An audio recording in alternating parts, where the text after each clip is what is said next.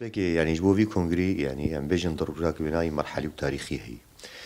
جرك جبري بدهن صالاجي جرك كونغرك نتبي هوا لي فجرك كردي هوا اساس لي فجر ام تخوازن بيجن لي فجرك كردي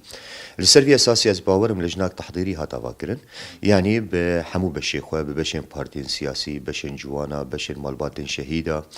بشن جنيه هر کس براسي جي خوتيت قرت لي مديت يم كاربن دي سي كوميتي يان في لجنه بيترفره بكن السرفي اساسي ما تخوست يعني حتى او بارتي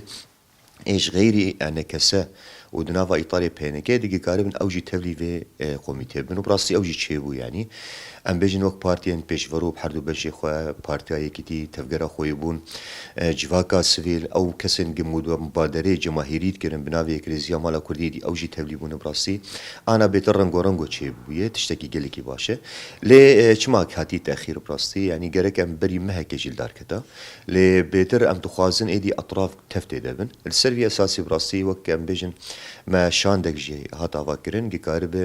برادرين انا كسا ودعوة بك في كونغري او جي مشاركه بكن نفساندنا وثيقه لجنه تحضيري يعني ام بيوانيكا تشتكي نكن يعني جبو مهارن كونغريكي ام قش سر متفق بن براسي بشك تحديات هنا يعني برامولو بسلال بيجن ولكن ام بهيفين يعني قاوا اصرار هبه وام مصر يعني في جاري جرك فعلا كونغريك شببه كونغريك مناوي كردات تفا شببه وام بهيفيا برادري انا كسينك بين اوجي تبلي لجنه تحضيري بن اوجي رولكي باش بليزن